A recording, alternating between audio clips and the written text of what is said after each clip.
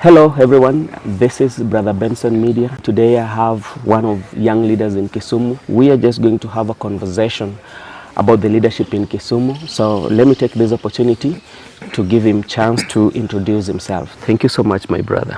Okay, I'm Barak Odiambo Sultan. Here I'm from Kisumu County. Basically, I'm a politician. There are young people that I've met who are interested in politics, and this is a succession because we know there are people that are currently serving and come 2027 they will be out of the office, and which means that the young people that are coming up will vie or maybe get in those offices. What do you say about that? Okay, you know, young people of this country, first, it's like we are sleeping. It's time that most of us should choose their path, most of a political path, wisely. Because previously, even before independence and immediately after independence, young people of this country were at the forefront. They were the people running the government. They were the people running different sectors of this country. Young people have basically reduced their role into thuggery, being hired by the politician, being supplied by weapons, stones, and other related tools to attack other fellow politicians, the opponents. How can young people avoid that? Because when they involve in this violence, what we see some of them getting hurt, some of them lose their lives. So how can young people avoid that? Our young people should also think beyond handouts. Most of us are not creative enough to make their own living. So they think when a politician come to hire them or make, so that will guarantee them a special room to do any kind of injustice in the society, which is not the case. And I know there's also young leaders, especially from this county or especially from Kisumu County, who also shares ideology of Azimio and some other political parties. But sometimes you find that you young people who are born in Kisumu, are raised in Kisumu, you know the challenges that the people in Kisumu are facing. But when you come together with different political parties, sometimes you tend to have that fight.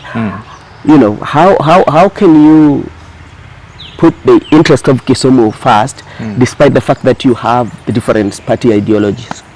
Sometimes back, somebody said, one idiot is one idiot. Two idiots are two idiots. 10,000 idiots is a political party. Meaning, there's a mentality that is being built within political parties, where you find a PhD holder reasoning like somebody who has not gone to school. It's like a cult. You know, political parties are like cults, where like your reasoning might be different. Your genuine reasoning might be different from the reasoning of a political party. So when you go to a political party, or when you join politics and join a political party, sometimes you reason differently, not because you want to reason like that, but because the system, the party system needs such reasoning more than your academic qualification or your academic reasoning. Yeah. Okay. I know you have a group, Nyanza Youth Caucus. Yeah. So what is the mission and the purpose of Nyanza Youth Caucus group? Okay, Nyanza Youth Caucus was formed after election, after 2022 general election. Yes. And most of the youths of this organization vied in the last last general election. And the reason why we formed it is because we came up, we joined our hands together and realized that there are so many injustices that we witnessed during last general election. Like what? We as young people. What were the injustices? Where you are in a political party, you are popular, you don't have money, and that ticket is given to somebody who has money, who is not even a youth, who has no capacity even to rule, who has no leadership skills in this country, and I think most of the African countries. Yes. They say that if you don't have money, then quit politics. But why? Because according to me, and any other like-minded people that I surround myself with, we have realized that initially there are leaders who had no money at all. There are leaders who had nothing. People like Tom Mboya. Where is Tom Mboya of today? Where is Robert Ouko today? You see? So these people had no money, but they have something in their brain that they can use, that they use to transform the community. So we wanted to bring back that kind of politics, and that is why we formed this Nyanza Youth Caucus, so that our people, young people, should get a space, should get a platform to join politics. That is one thing. The question that I'm asking you now, the Nyanza Youth Caucus, is it affiliated to any political party, or it's for all youths across Nyanza? Nyanza Youth Caucus is an organization that is formed by youths in Luo and in the entire Nyanza region to bring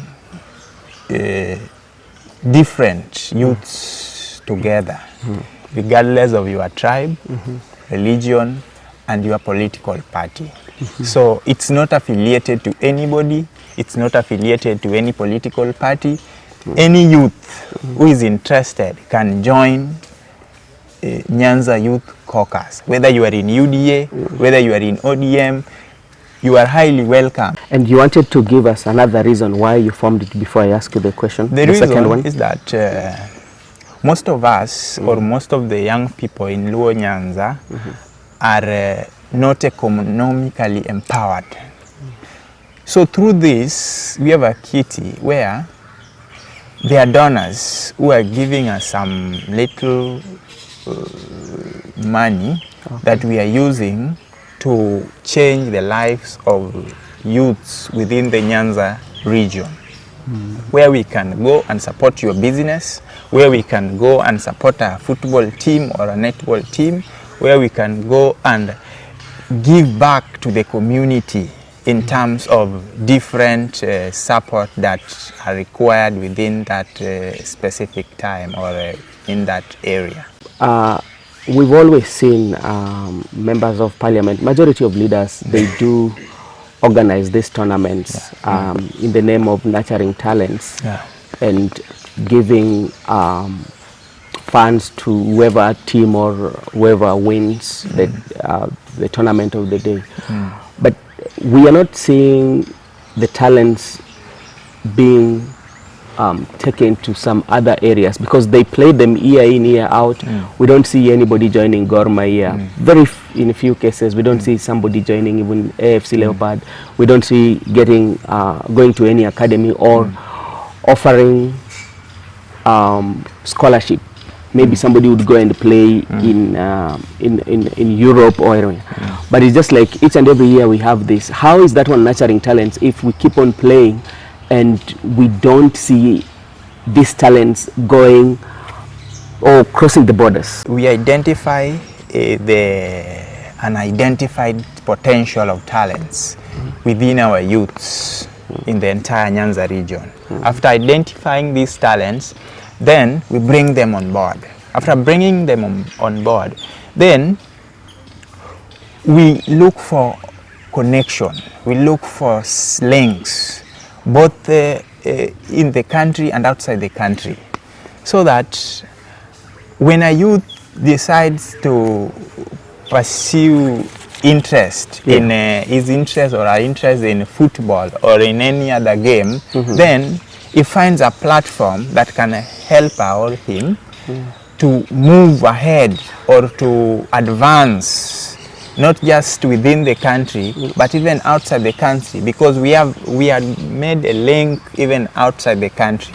There are those who know to play other games, you know, but like majority of times, most of the times I might say, that we only see the tournaments that are being organized or are being engaged, youth are being engaged on, is only football.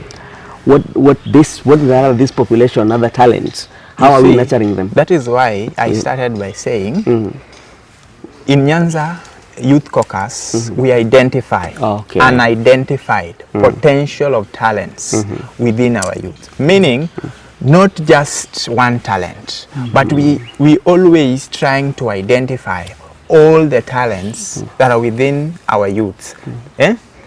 Like for example, we have one of us, a leader within Kisumu County called John Ogada. He has an organization called Humble Africa. Yes. Humble Africa is where he collects talents, where people sing, people dance, there's a drama, you see. So such talents is where we can go to him. We say, John, can you help us with 2 people who are good in music or something? Yeah, so that is how we do this. We have floods. As a young person or as a leader, based on what you're seeing, do you think the national government and the county government has done well when it comes to how to manage the disaster? To me, I will say they have done absolutely nothing. Yeah, both the national government and the county government. There was an alert from experts that there is going to be a serious rain within the country. So they did not heed to these alerts. They never take it serious, because flood is a serious thing. The flood that affects us is from can be solved by building the Korusoin Dam.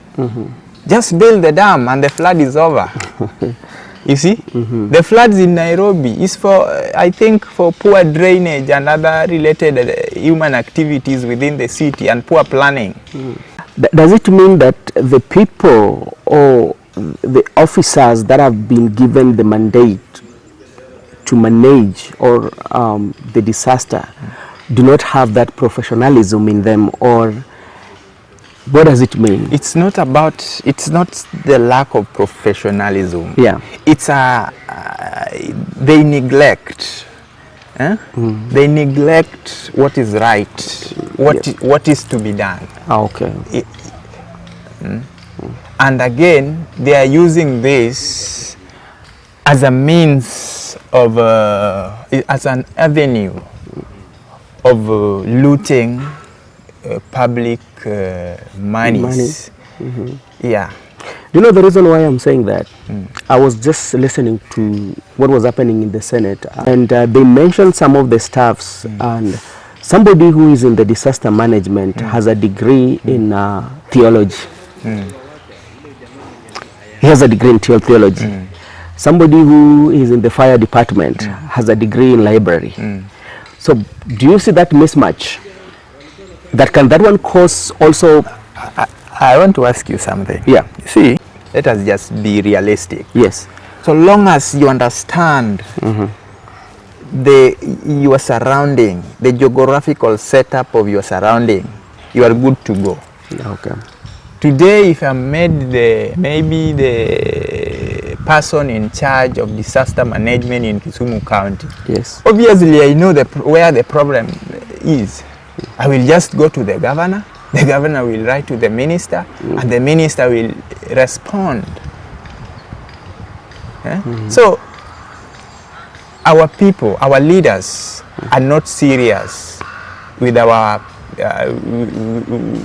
lives, and that is why they will be the first people to respond with mchele and other foodstuffs. Why? Where are these things? Okay. They are just keeping this thing waiting for rain so that they can get a political mileage and clout. Okay. Yeah. Thank you so much. Let's come to the doctors' issue. It is almost 2 months ever since the doctors went on strike. And the nurses too has issued 7-day notice for the government. What is happening?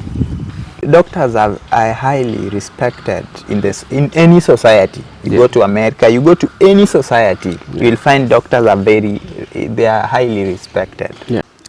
So sometimes I wonder which kind of mentality that doctors has, that every time they have a problem with the government, they have a problem with their paycheck, they have a problem with their bank accounts, with their bank balance, the only solution is just going to the street. It's not, to me, it's not a good character, it's not a good image to me. They always think that the only language that the government can hit to is through going to the street. That's a rotten mentality, according to me. But you know, issues that doctors are raising, they are very fundamental. One, this is something that the CBA agreement they did with the government was there. So which means the government is not honoring the CBA that they agree with the doctors. Secondly, if you look at how the CS for health, Nakumicha, reacted, also was not kind of like giving respect. Again, the utterances of the CS for Moses Kuria and Anne Waiguru, Her Excellency Anne Waiguru, the governor for Kirinyaga. You know, the utterances they made about the interns, you know, does not bring that leadership. But we know very well that what their issue they're raising are very, very crucial to their career. So, which means the government has to listen to them instead of turning them away. And every government has its own weaknesses. The government might have weaknesses. Yeah. Of course, they have weaknesses. Yeah. But we are not foreigners. We are all Kenyans. Yeah. These doctors are Kenyans. I believe they are all Kenyans. Yes. And they understand everything that revolves around the Kenyan economy, even in the past and the present situation. So, to me, according to me, the CBA agreement cannot be achieved, to me, according to me, and according to my understanding of the current and the previous economic situation that the country has been experiencing.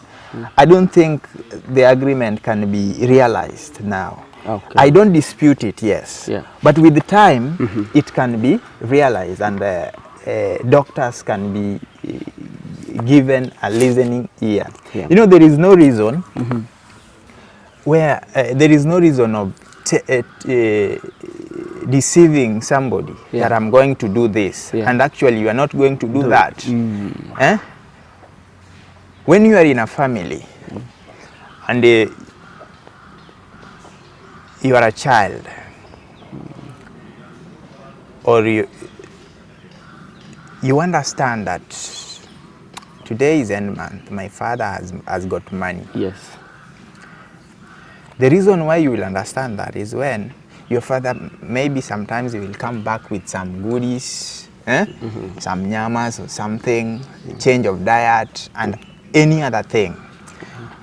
But this situation, all these doctors knows very well that this country is not in the capacity right now to achieve their demands. The Right Honorable Prime Minister made attack to the government of the day, and we know very well that His Excellency President Ruto is the chief campaigner of the Prime Minister when it comes to the AU chairmanship. Yeah. What is your take on that? So you don't know. To me, Raila has sensed a serious defeat ahead of his AU chairmanship bid. How can he see the defeat? Yes, President Ruto is campaigning for him. That is the reality. Actually, is only the president who can say, like, okay, you're not going to win. But if the way the president has not come anywhere or go on the television to say, okay, we are losing this. But the prime minister was doing his role as the opposition to tell the government that, this is what you're supposed to be doing. No. Yeah. Raila has made a serious U-turn in the AU. So you feel he's not going for the seat anymore? He's going. Yeah. Or he might go. Yeah. But just for a formality. But Raila is back. So he's back in the country politics? Raila is back. Okay. Yeah. And you see, there are so many things. There's so many activity that has happened, then even worse than these floods in the previous past. But Raila has remained silent. Why now? Okay. Why is he now coming out and trying to soil or threaten the President Ruto's government? You see, we respect Raila. Yeah. Me personally, Raila is one person that I really respect. Yeah. I really respect. But there are some of his characters that me, as a upcoming politician, I don't admire. Okay. As much as you are a politician, yes, politics you can change anytime. Yeah. But this change of Raila is too much. Okay. Ruto is one person who made Raila prime minister, and that is not a news to any person in this country and outside this country. But people can say he also made Ruto to become who he is. How? How did Raila made Ruto to become who he is? He took him from Kano. Let us just, he took it. He took, taking, no, Yeah. I'm in politics now. Yeah. God willing, 2027, Yeah. I will be in parliament. Any of this parliament, mid-county, National Assembly or Senate. And somebody come from nowhere and saying, I made Barack to be who he is. Is he the one who was talking to the people? Is he the one who convinced the people to vote for me? Raila is not even a Kalenjin. Yeah. He's not coming from Eldoret North, where Ruto was the MP.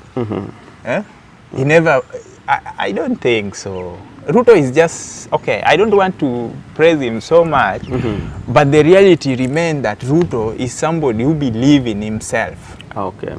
Even in the last general election, Ruto is one person that said that he was sure that he's going to be the president. Even in the eyes of difficulties, even in the eyes of uncertainties, Ruto believed in himself and he said that I'm going for this and I'm going to win, and he won the election against Raila. Last week, we had political violence, I would call it so, between Mark Nyamita, that is Honorable Mark Nyamita, Ureri constituency, and His Excellency the Governor of Migori, Hono Chilayako. That is one. Another one also happened in Kisii, I think, where members of Kenya Kwanza and Azimio went for a fundraising for churches. And all that what we saw on those two incidences is violence whereby the police has to use the tear gas canisters to disperse everybody or to disperse the leaders. What is your take as a young politician? And as leaders, we must ensure that we watch and we always try to be careful with maybe whatever we say. Second, it must be clear that churches and funerals are not the right places to do politics. But the one in Migori, what I can say, for us to do away with it, I think we should involve some people, some key people in Migori, so that that issue can be solved once and for all. I think Governor Obado should be brought on board because as we speak, still is the kingpin of Migori. And is one person who can reach to Ayako, and is one person who can reach to Nyamita and Masara. Let him be mandated to call these people so that he can talk to them. And this issue will be something solved once and for all. There are so many ways we can solve these issues rather than resorting to violence. So as a young person, I don't advocate for violence, and I will strongly condemn whoever is trying to cause havoc and cause chaos within any circumference where we are needed to do the right thing, like fundraising or praying or something. So it's not the right thing. Honorable Sultan, thank you so much for coming to the show, and we are here ending the show with Honorable Sultan, and we've talked of so many things, including the leadership and how the Nyanza caucus is all about. This is the last show, and we are just inviting you, if you're new here, please subscribe and share so that so many people can watch. We are here in Kisumu at Maryland Hotel. Thank you so much, and may God bless you. Thank you so much. Asante sana. Thank you. Okay.